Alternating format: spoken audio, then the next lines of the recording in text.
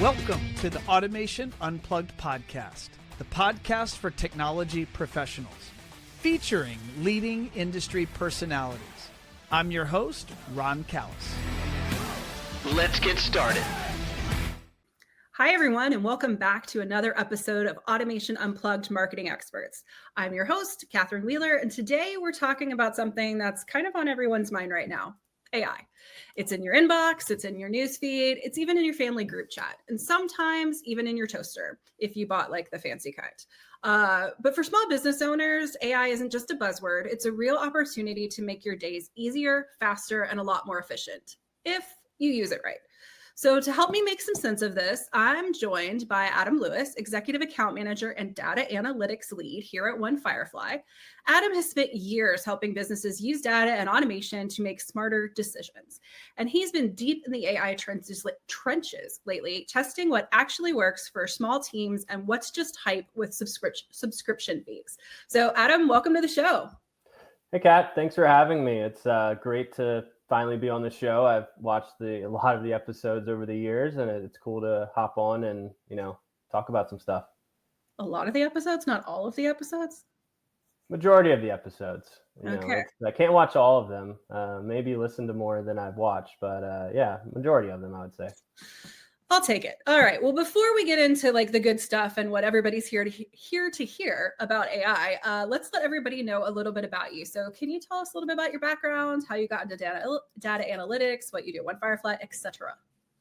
Yeah, so I've been with One Firefly for over 6 years now. Really got in on the account manager side of everything, and I worked my way through the ranks with that. And I've always really liked data and analytics. Any of my clients will tell you that we dive deeper in data than probably they were ever wanted to. And that's just kind of how I operate. And I try to tell the story through data and everything like that. So it just kind of clicked really well for me. And I always like geeking out on spreadsheets and, trying to find trends and things like that. So it's really just kind of been ingrained into me the whole time, just coming up through that kind of lifestyle and just being in the industry we're in, just helping the businesses we are. It really kind of helps paint the whole picture, in my opinion, and just really gives them the data points and things they need to, go back to, is it return on investment, or am I hitting my goals, or things like that. So just really getting tied into that. And then an opportunity opened up at One Firefly to dive in more of that. So now I head up that team, as well as, managing some of our, higher end accounts. So I still am an account manager, but I do a lot of the, like I said, data analytics on the side as well, I guess, as you would say. I love it. And it's kind of such a perfect mix of like human and analytical sides of our business, which is exactly kind of what we're going to talk about today. So I wanted to start out with something that our AV integrators won't be familiar with. We're a big conference industry, but you guys have been heading to a new kind of conference for the last couple of years. So it's a mixture of marketing and AI. There's a conference for that. So can you tell us a little bit about it? It's kind of like Comic-Con for marketing geeks. Yeah, for sure. It's called MAICON. Yeah, our team has been going to it for the last couple of years. I was able to join the event this past year and really dive into a little bit more of the AI world, what's out there, what's possible, where the trends are coming from, how people are using it, how you should use it, what's noise, what's real. So really dove into a lot of the behind the scenes stuff and learned a lot of cool things. It's only a couple days conference, so there's a lot of packed things in that, and you really kind of take with a grain of salt all the things that are out there because not everyone is, they're in different parts of their journey. So you want to make sure you're not, getting too stuck into one thing, or you've heard people talk about ChatGPT or Gemini or Perplexity, but what's going on with this thing called Jasper or any of this other stuff. So there's so many different things out there that there's a lot of noise, and a lot of the big characters, like I mentioned, they try to simplify it, but there's still a lot going on behind the scenes.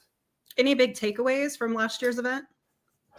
Yeah, just as a company like with One Firefly, like I feel like we've done a lot of innovation early on to just stay ahead of the game and to stay ahead of the curve. So it felt really good to go to the event and not be like, oh, this is something totally new to me, or I've never heard this before, or things like that. Because there was a lot of people that I spoke to from small businesses there that were like, we haven't done anything with AI. We don't even know what it is. We're just like curious about it. There were a lot of local companies that were doing that. So it was cool to know like, oh yeah, we've done this, or we've talked about that, or at least we're planning on doing something with this. So I think that was like one of the biggest takeaways for me. And then there was, some things about like automation and reporting and stuff that I really enjoyed and thought we could save some time with. But there was also, there was some video AI that was pretty cool. Sora V2 came out end of last year or something like that, right around the time of MAICON. And we got to demo some of the stuff there of what it could do and just where it's really come. And there was points where you couldn't really even tell that it was AI generated. It had real people in it, or you thought it was real. It was based off real people. So that was pretty cool. But, just the whole show, I could go on and on about, what was interesting and what was not and stuff. I don't really think there was a part of the show that I would say, hey, this wasn't worth my time or worth coming. There was lots of cool things. So you don't really say that about many conferences that you go to. You go to them and you're like, oh, I got one piece out of it. But this one was packed with 2 days full of, stuff that was interesting to learn about. Fair. Okay, cool. Well, thank you for that, because I'm jealous because I didn't get to go. So before we move into kind of like our deep dive into AI and how small businesses are using it, that again isn't just noise, as you said, we're going to play a little game. Okay. You really like a game. So here's how it works. I'm going to read you a list of a couple of business tasks, if you will, and you're going to tell me whether it's something AI can help with, or if it's better handled by like a person. And so the game is called Automate or Delegate. So automate, obviously, if AI, delegate if like obviously a person. Okay. I got it. All right. You ready? Yeah. All right. Schedule meetings across 4 people in 3 time zones. Automate or delegate? Automate. Yeah. For the girl who can't like do the math on time zones, like AI has helped me a lot. No, yeah, I did something earlier this morning where I messed up the time zone, differential from where I'm at. And I was like, why did I schedule this for when I can't do it? And I was like, oh, I 1 hour off because Arizona doesn't go with the standard of where they are. They just go with the year and stuff. So totally understand. But yeah, totally automate that one. Okay, cool. Summarizing meeting notes or transcripts, automate or delegate? Automate. Has it not just changed your life?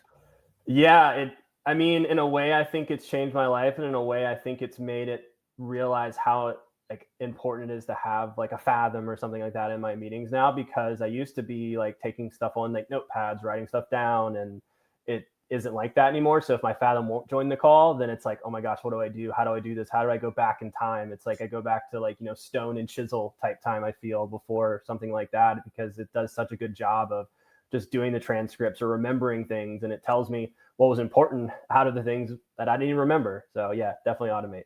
Okay. Letting AI pick your fantasy football lineup. It depends on how diverse you are in your fantasy football stuff. I think AI does a good job of like cookie cutter kind of answers and things like that. But if you're a diehard, fantasy football goer, I would probably delegate that and keep it on your side.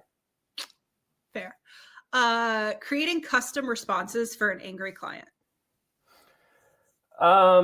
I think both. I think you could automate it, but with the, keeping the human component on top to go back in and kind of fix it for a certain client. So I think it could do most of the work there, but it's still getting there with the tone and the voice and things like that. So I don't think that it would be, do it automated, then send it right over without looking at it. So. Yeah, I totally agree. I think it's great for like ideation and like putting some thoughts together, some key points to hit with the client. But especially if they're angry, you don't want it to sound generic or like you use ChatGPT to write it. Yeah, you don't want to do that. But like you said, you could do most of it there and then make sure you go back in and edit it to how it needs to be said. Okay. Creating a packing checklist for your next trade show. Probably automate, because as long as you tell it what you want and where you're going and things like that. Weather's a big one, making sure it knows what the weather is. So, but yeah, it should be able to do that. So automate. Designing your next logo. I would say automate. There's some pretty cool things out there that you do. You disagree, but I think it could do a really good job, and you may have to go in again and use the human aspect to fix it. But I think it could give you some cool ideas you weren't thinking of. The thing that bothers me about AI, and the reason that I say delegate it, is because AI is not creative. it can't come up with anything it doesn't already know or that it hasn't already been fed. And that human creativity is something it will never be able to do. So while, yeah, you could get ideas, it's just copying somebody else's ideas or tweaking them. It's not that real spark of creativity, which I love. So I would say delegate it. Yeah, I could see that. I could see both sides, because you could make someone else's idea better and expand upon it. You know, everyone else, like, think of cars, like, out there, everything is the same thing inside, but you slap a different logo on the front, it makes it a Toyota or a Ford or whatnot. So it's kind of the Did you see that new Jaguar? Because good God. Yeah. So it I digress. Anyway. Okay, let's get back into it. Analyzing sales data to find trends, your favorite thing. Yeah, you definitely automate. Saves a ton of time, and it's going to get you the same outcome that you have, because in the end, data is only numbers and, you know, trend lines and things like that, and it finds them much faster and gives you much better insights of what you should do with the data that you're looking at. So, yeah. Love it. Responding to customers' DMs on Instagram. I don't think you should automate that, because that would probably get kind of weird. So let's delegate that and keep your Instagram on your own. Drafting follow-up emails after a client call. I think you're fine to automate that with, again, just making sure to check and see if it went down your notes and things like that. Okay. Tracking inventory or project timelines. Definitely automate. Saves a ton of time. Yeah, it takes out the human aspect of that. Like, I keep going back to saying, hey, make sure you do this. You can automate it, but have the human check it in the back end. That's kind of the trend is some of the answers you see I'm doing. But I definitely think that one is take the human out of it, because we do still make mistakes and we don't see the best way of doing that. So I think automating that process fully will help, just time's sake. Setting pricing strategies for new services. You would have to get down the rabbit hole a lot with, like, custom GPTs and stuff like that to really understand the client and build a persona and stuff like that. So off the rip, I would say delegate to keep it on a person, because you're going to have, like I said, that persona and everything. But if you could build out like a custom GPT or something like that, then I think you will eventually be able to automate, again, with just making sure it looks at the end right. But right now, delegate. All right, last one. Generate talking points for a sales meeting. I think you could automate that. You could delegate it. You could do both. It depends on the depth of the meeting. Like, if you're looking for general ideas of where to talk and where to speak to, I think it does a good idea of coming up with things you wouldn't have thought of or different things. But then I think you still need to bring your aspect in. So I know I've kind of copped out on a lot of these answers, but I think it goes back and forth, because, again, you said earlier, the personal touch is what it really needs, but it does 95% of the work to get there. So as long as you can come on top of AI and give that human personal touch, I think using both in a lot of these situations will work in the best case of both worlds. Yeah, way to be wishy-washy, Adam. No. To that last point, talking points in a sales meeting, I'll tell you what I do. I take the recordings of meetings, if I've had like different ones with the same client, and I put them all in, and I ask it, to kind of summarize where we've been and where we're trying to go and what our next steps are. And then I can take that as kind of like a jumping off point. Yeah, and that's kind of what I said with, like, you automate it and then you go back in and do it. So it's kind of like wishy-washy, back and forth, whatever you want to call it. I think that's kind of the world we live in right now with AI. It's like mostly there, but there's still the human aspect you need to make sure that it gets the best of both worlds. All right, and bonus round, purely for chaos. Would you let ChatGPT pick your Halloween costume? Sure.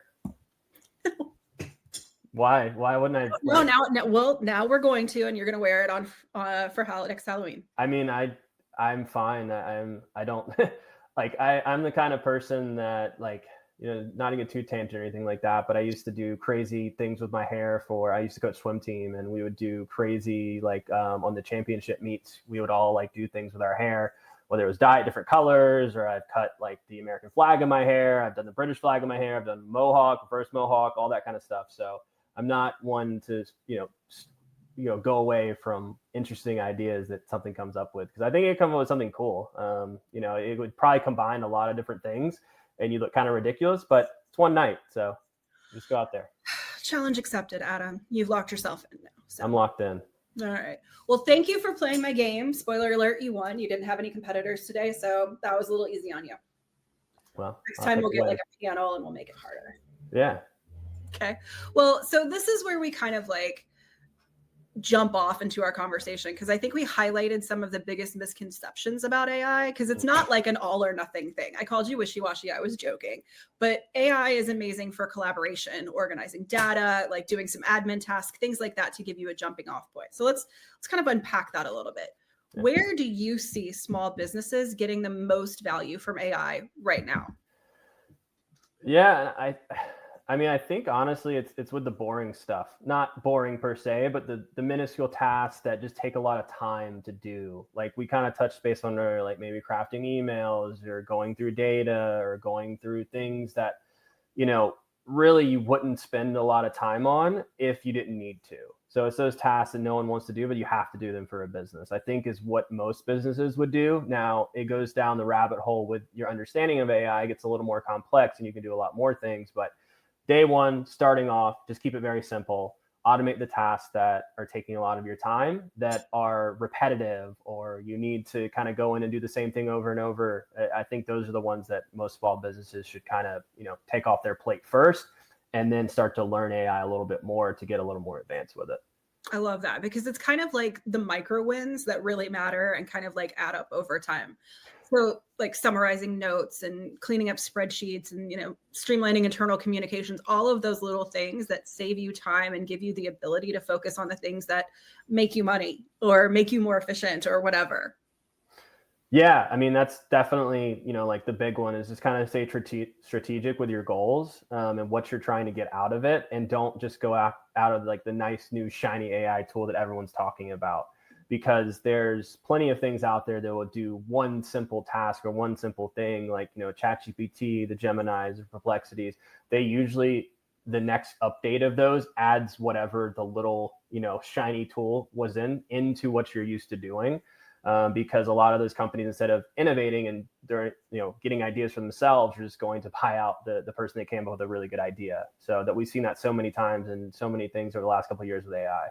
All right, well, let's dive into this a little bit, because I think you're going to touch on my next point that I want to break up, like kind of the trap of AI, which is that somebody starts testing it, they start getting a little more comfortable, and then they end up signing up for free 5 different tools in their free trials that they had that are $20 a pop subscriptions. And then 3 months later, they're paying tons of money and AI overload. So how do we avoid that trap? It's a good question. I think just overall is, like I said, not just touch the new shiny thing that comes out. Make sure that it makes sense for you to do, and make sure it makes sense for you and fits in with your strategy and goals. If we can just make sure we're, doing and delegating the things that need to be delegated and staying on that task, you can start diving into the cool, shiny things. But like you said, they're always coming out. They're always coming new ideas. And the ones that I said earlier, the new ideas get bought up by the big companies and they get integrated into the ChatGPT. So ChatGPT 1, it's way different than ChatGPT 5 or 5.1 or whatever the number is at this point. So it's coming through so many different iterations that the things you're comfortable with doing, because they're all doing the same thing. Like, a chat, I was talking about custom GPTs earlier or with ChatGPT, but Gemini does gems. They're the same thing. And that goes back to my analogy about, going with Ford or Toyota or whatever and slapping a different, logo on the front of it. So they're all kind of doing the same things. But if you kind of stick with the, main 3 to 5, like, big ones out there, they're going to get you most of the things done. And I wouldn't really worry about most of the other noise that's going on in the background, because those ideas come and go. And it may help you a 10% more than like the ChatGPT or something like that would. I love it. That's such good advice. And I think you're right. The best approach is kind of experiment slowly and focus on, like the workflow, and not confusing busy with productive, and all that kind of stuff that we say about other things also applies to AI. And, PSA for everybody out there, cancel your free trials right now. So before we wrap up today, and as we kind of dive down this AI rabbit hole, I want to ask you the crystal ball question. So where do you see AI headed in the next couple of years for small business? Are we headed towards easier integration and smarter tools, or just like more stuff? Yeah, I think there's always going to be more stuff out there and more things to do. Like I said, there's always going to be companies coming out and trying to do one simple thing. Like this is what they focus on, whether it's video, whether it's, scheduling, whether it's data, whether it's all those things. And I think in the next couple of years, where we're pushing to is really like stripping down the like task at hand or what your roles look like. I don't really see like, yeah, there's gonna be jobs that are lost and things like that. And that's the big scary time. The AI is gonna take my job. But there's already companies out there right now that are creating, like, say they have 150 employees and then they have 300 AI teammates. So they have a company of almost 500 people, but only 150 of them are actually, real people. But their teammates there, the people are running those teammates. There's not really running independently. Some of them are getting more advanced to where they can run more independently and do scripted things. But mostly what I think is going to happen is, like, say, like my role as an account manager is still going to be the same thing. I'm still going to be talking to people and, going over their campaigns and things like that. But maybe those more minuscule tasks, like, creating newsletters or doing, custom copy and things like that, that might get taken off of me per se. It goes to my teammate to handle, and then I'm overseeing what that teammate does. And then I send out the, the polished version over to said client. Not saying that's what is happening or anything like that, but I foresee something like that and taking that away. So I had more time to innovate, speak to my clients, get to the next level, and really, dive in a little bit further than what I could, because, with a report, it could take me, 2 hours to dissect the report, 2 more hours to put together a presentation for, what it needs to look like, and then like another hour to polish up an email to a client of what that is. And AI could do that in seconds, kind of thing versus that. So that takes 6 hours or 5 hours, whatever I just said, to me going back into spending more time on the client's campaign itself and making it better with that time, instead of like spending time doing, those tasks. So I like, the long story short, I think where we're going is those tasks are going to go away, and we're going to be some more time on the things that actually matter, things that are more important in the end. And you're going to see AI teammates, and people are going to think it's scary that AI is taking over, but they still need people to manage what they're doing. It just is here to help us. Think of it as like your assistant or your buddy. Like, you don't want to do all of your stuff. Like, I'm sure there's things you don't want to do, Kat, out there, and you want an assistant to do. Everyone wants an assistant. So think of it as your nice assistant that's going to help you do your job better. And that's the way we need to look at it, because it's, and Ron said this before, One Firefly said this before, but it's AI plus human is the way to go. It's not all AI, it's not all human, and we need to be the best of both worlds.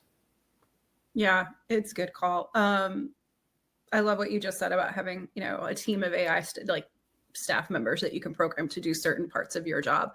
Because to my mind, I don't think of it as AI replacing humans. I think of how much more capacity you, Adam, would have to have more clients and to help more people if those, like, that minutia was taken off your plate. If you were kind of fed all of that data for you to analyze, look at, see the wins, see the losses, meet with customers, because the person aspect is best of it. You could do so much more. Exactly.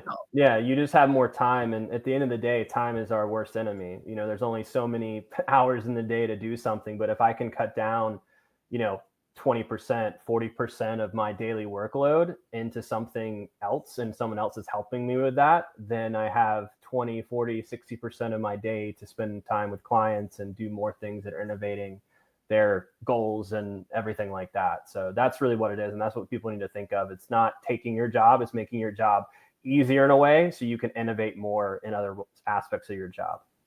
Okay. And rando, crazy question, Adam. Okay. What is the coolest or funnest thing that you've done with AI? So far, I think just kind of going back to what I said with the data and reporting and stuff like that, like automating a report from scratch without doing anything like myself. Like, I told it to go do something, it sent a report to my email, I checked the report, and it was good to go. So I didn't have to spend those 2 to 4 to 6 hours doing the research on the report. And obviously I checked it to make sure it was accurate and everything like that, the first iteration and things like that. But to me, doing things like that, and there's also some cool stuff that came out, probably in the last couple of months with Google Sheets, and you're able to equals AI and just type in what you want, and it comes up with the formula and stuff for you. So that's pretty cool if you haven't checked that one out. Oh my God. So if you're not a spreadsheet person, you don't know. No, I still sum everything. I'm like, let me do the math. Equals sum. You can literally go in there, equals AI, parenthesis, type whatever you want. Like, this is what I'm trying to do in parenthesis, and then it kicks out whatever your formula needs to be, instead of you going in and like VLOOKUP this to go into this, or, concatenate this, like all those formulas and things that people get all confused with. And it's like, this is what it's supposed to be. Why isn't it working? And it's like, it doesn't really tell you why it's not working. And even if you have a formula you thought is working, you can just go over to the little thing in the corner and tell Gemini to fix it, and it just fixes your formula for you. So now this is what I'm talking about. This is useful. This I actually need. And you know what? I made it 90% of this call without saying it, but that's not actually artificial intelligence. I have a problem with the definition of AI, Adam, and I have to make it everyone's problem. It depends on how you look at it, but in the end, AI is just a computer. So it's a computer making you better. Not what it is. Okay, it's fine. Okay, so I want to thank you for coming on today and talking about this. And I want to actually thank you a lot because you've taught me something, and now I can just equals AI and my life will change for the better. But no, I think this is an important conversation that we're having, not just in our industry, but kind of especially in our industry, because we are a group of first adopters in technology, and it makes us do crazy, stupid things sometimes. And I love what you said about checking the work, because AI hallucinates and does weird things.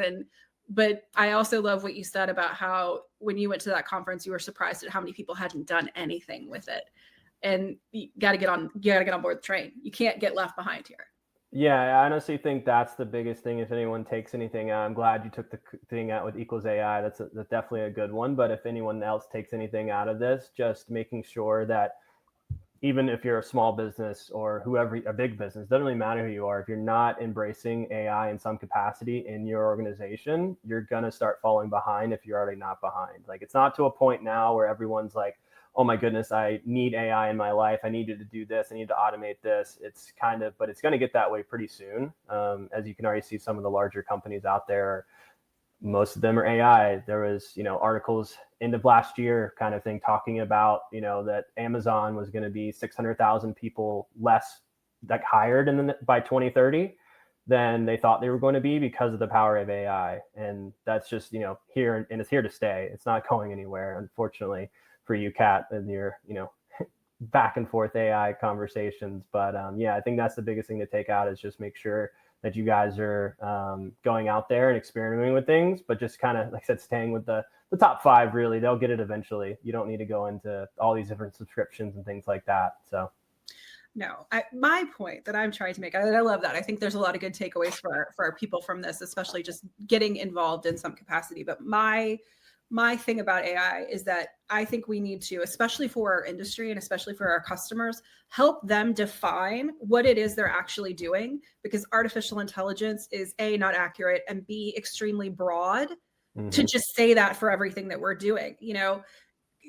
Creating automations in your workflow and having, ChatGPT talk to 5 different systems that you work with is great automation, but it's not the same thing as using it for ideation or for creating a PowerPoint. Like, there's different things you can do with it that are different kinds of concepts. And I think we should talk about them appropriately.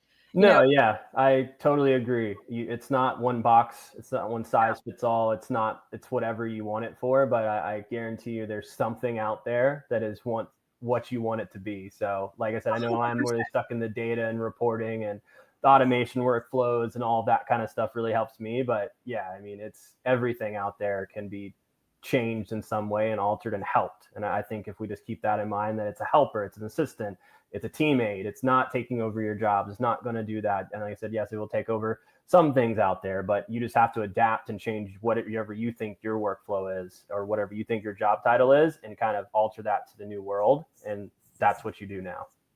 All right. Well, I appreciate it, Adam, because I think this is a conversation we're going to have to keep having over the next months and years as things keep changing so quickly. So I appreciate you kind of giving everybody a little bit of a head start on where it's going, if we can even say that. And thanks for being on Automation Unplugged Marketing Experts. We will have you back to talk about data, and we will also be following up on what ChatGPT told you to be for Halloween. So both of those things will be happening. So if you liked today's episode, share it with a fellow small business owner who's still wondering about AI, subscribe, and do all the things. And we will see you next time on Automation Unplugged Marketing Experts.